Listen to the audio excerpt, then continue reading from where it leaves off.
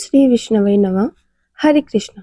सनातन धर्म में एकादशी का विशेष महत्व होता है और हर एकादशी का अपना अलग अलग महत्व होता है और इन सभी एकादशी व्रतों में सबसे विशेष मानी जाती है इंदिरा एकादशी, जो कि अश्विन महीने के कृष्ण पक्ष में आने वाली एकादशी है और इस समय पितृपक्ष भी चल रहे हैं। ऐसे में यह एकादशी और भी खास हो जाती है क्योंकि इस दिन व्रत रखकर इसका पुण्य यदि पितरों को अर्पित कर दिया जाए तो पितृ यदि नीच योनि में पड़े हुए हो या पितरों को मुक्ति नहीं मिल पाई हो तो पितृ भी तृप्त होकर वैकुंठ लोक की प्राप्ति करते हैं और पितरों को भी मुक्ति मिल जाती है।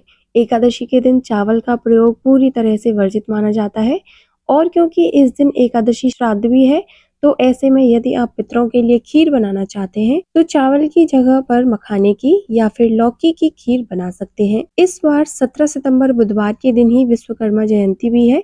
इस दिन लोग अपने औजारों, कारखाने, दुकान, फैक्ट्री, वाहन आदि की विधि विधान से पूजा करते हैं। इसीलिए आज के दिन लोग अपने औजारों की पूजा नहीं करते हैं।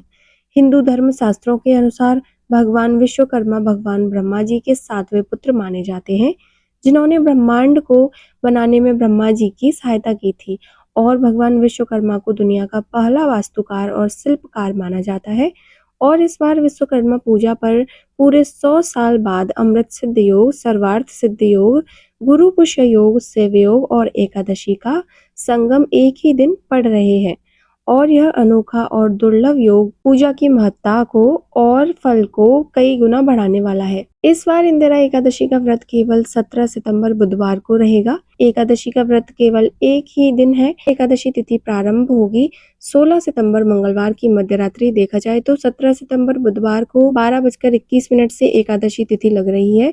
बुधवार को पूरा दिन एकादशी रहेगी और 17 सितंबर बुधवार को ही रात 11:39 पर एकादशी तिथि समाप्त होगी। बुधवार को पूरा दिन ही एकादशी तिथि रहेगी, इसीलिए इसी दिन एकादशी का श्राद्ध किया जाएगा। एकादशी का व्रत रहेगा 17 सितंबर बुधवार को ब्रह्म मुहूर्त सुबह 4:41 से 5:29 तक, सूर्योदय का समय सुबह 6:17 पर और सूर्यास्त का समय शाम 6:24 पर होगा। प्रातः काल पूजा सुबह 4:57 से 6:07 में करना शुभ रहेगा। शाम की पूजा शाम 6:24 से 7:34 के बीच में की जाएगी। इस दिन पुनर्वसु और पुष्य नक्षत्र का शुभ संयोग भी बन रहा है। पुनर्वसु नक्षत्र सुबह 6:26 तक और बाद में पुष्य नक्षत्र प्रारंभ हो जाएगा।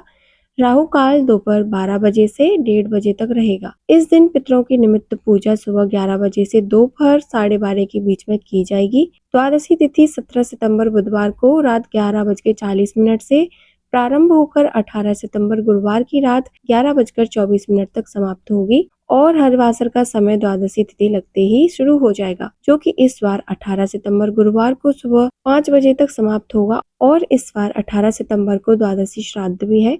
इस दिन ब्रह्म मुहूर्त सुबह 4:42 से 5:30 तक रहेगा। सूर्योदय होगा सुबह 6:18 पर और सूर्यास्त शाम 6:23 पर।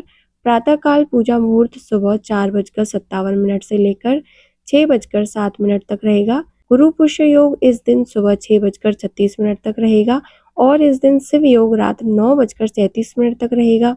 बाद में सिद्धि योग प्रारंभ हो जाएगा। राहु काल दोपहर 1:30 बजे से 3 बजे तक रहेगा और आज के दिन भी पितरों के निमित्त पूजा, पितृ तर्पण आदि कार्य सुबह 11 बजे से दोपहर 12:30 बजे के बीच में किए जाएंगे। जो भी भक्त एकादशी का उपवास रख रहे हैं उन्हें 18 सितंबर गुरुवार को सुबह 6:18 से 8:30 बजे के बीच में व्रत का पालना करना होगा। इंदिरा एकादशी का उपवास रखने वाले भक्तों से पितरों के देव अर्यमा और भगवान विष्णु सदैव प्रसन्न रहते हैं। इस दिन पूजा करके जाने अनजाने में हुए पाप कर्मों से मुक्ति पाई जा सकती है। पितृपक्ष की इस एकादशी के दिन पंचबली निकालना चाहिए, जिसमें गाय, कुत्ते, कौवे, चींटी और देवताओं के लिए भोजन निकाला जाता है। इसके अलावा आज के दिन पीपल के पेड़ के नीचे अन्न और जल भी रखना चाहिए। इन सभी कार्यों को करने से पहले देवताओं को अग्निग्रास दें, जिसके लिए आपको एक छोटे हवन कुंड में गाय के गोबर का उपला जलाकर उसमें जो भी भोग आप भगवान को अर्पण कर रहे हैं उसे अग्नि देवता को समर्पित करने के बाद तब आपको अन्य सामग्रियों का दान करना चाहिए। ऐसा करने से एकादशी का फल दोगुना हो जाता है। तो ये थी आज की वीडियो। अगर आपको वीडियो अच्छी लगी हो तो वीडियो को लाइक ज़रूर कीजिएगा।